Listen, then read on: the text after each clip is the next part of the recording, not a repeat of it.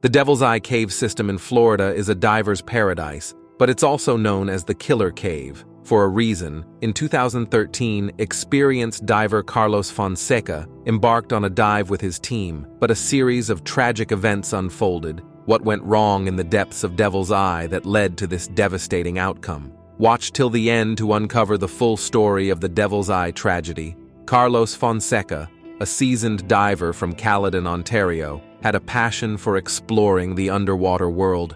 He was a highly skilled trimix and cave diver, known for his adventurous spirit and dedication to the sport. His expertise had earned him the prestigious National Association of Cave Diving Wakolo Award, and he was a co-producer of the We Are Water project, further solidifying his reputation in the diving community.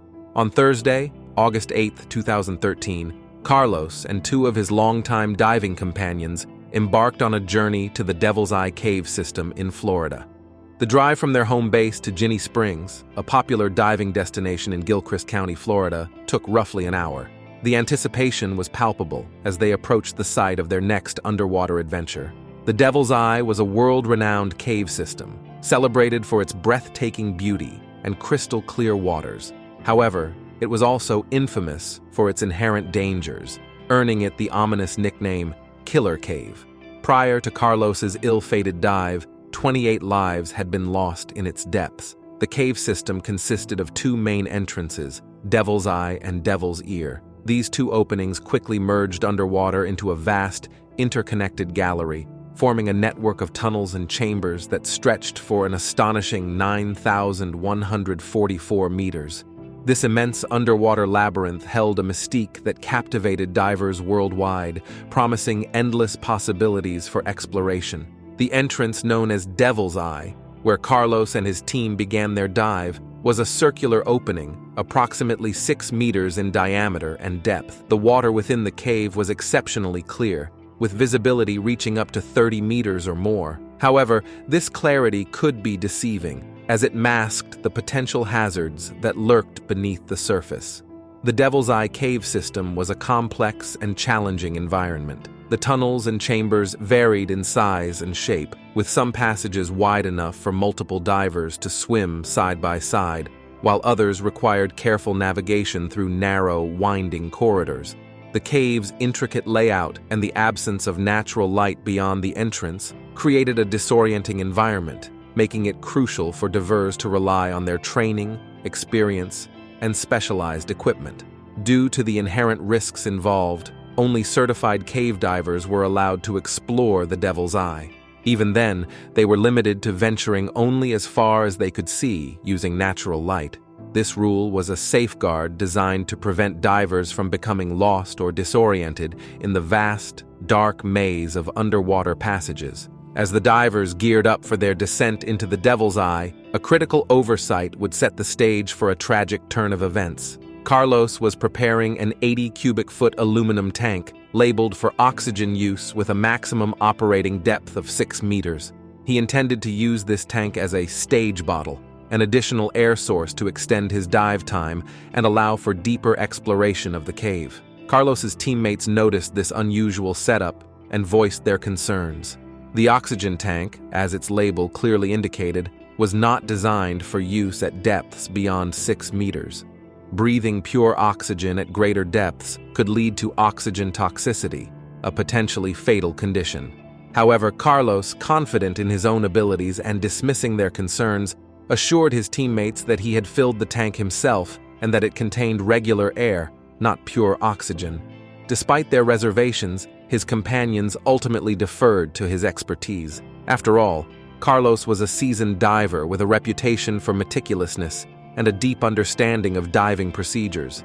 With the equipment issue seemingly resolved, the team proceeded with their dive preparations. They meticulously reviewed the dive plan, familiarizing themselves with the cave's layout and potential hazards. They also discussed emergency procedures and contingency plans in case of unforeseen circumstances. Carlos, being the most experienced diver of the group, took charge and outlined a cautious plan for the dive. He emphasized the importance of safety, especially in the labyrinthine Devil's Eye cave system. One of his key recommendations was to avoid visual jumps. Now, what exactly is a visual jump? Imagine you're following a path in the dark, and suddenly there's a gap or break in the path. A visual jump is when you try to cross that gap without using a guide, relying solely on your sight and judgment. In cave diving, this can be incredibly dangerous, as it's easy to become disoriented and lose track of your way. To prevent this, Carlos insisted on using a gap spool, a simple yet essential tool in cave diving. It's essentially a reel of line that you attach to the main guideline before venturing into a side passage or crossing a gap. This line acts as a lifeline, allowing you to easily retrace your steps back to the main guideline if you encounter any trouble. By avoiding visual jumps and utilizing gap spools, Carlos aimed to minimize the risk of getting lost or disoriented in the cave's complex network of tunnels. It was a sensible and cautious approach, one that prioritized safety above all else. With their plan in place, the team entered the Devil's Eye cave system through the Santa Fe River's Eye, the main entrance.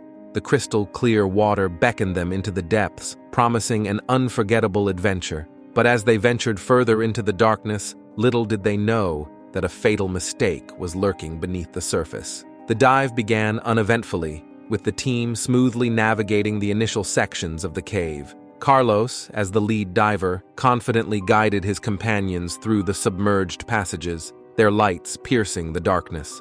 They paused occasionally to admire the stunning geological formations and capture photographs of the underwater world.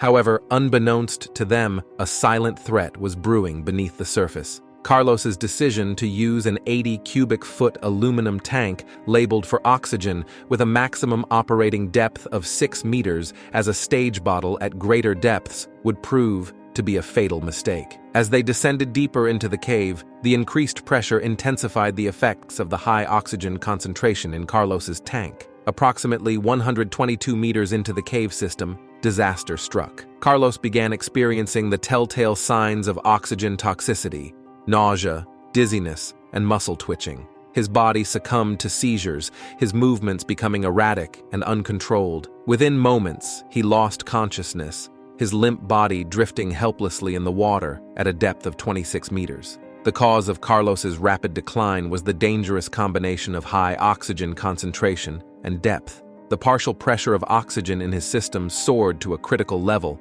triggering a cascade of physiological effects.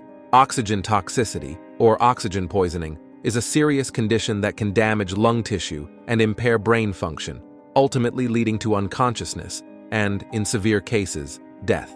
In addition to the oxygen toxicity, another critical error contributed to Carlos's demise. In a moment of panic or confusion, he held his breath while ascending, a fundamental violation of diving safety principles. This action led to a dangerous expansion of air in his lungs, a condition known as pulmonary barotrauma. This can cause air bubbles to enter the bloodstream, leading to arterial gas embolism, a potentially fatal condition. As Carlos's teammates witnessed his sudden collapse, they immediately recognized the severity of the situation. They urgently surfaced, their cries for help echoing through the cavern.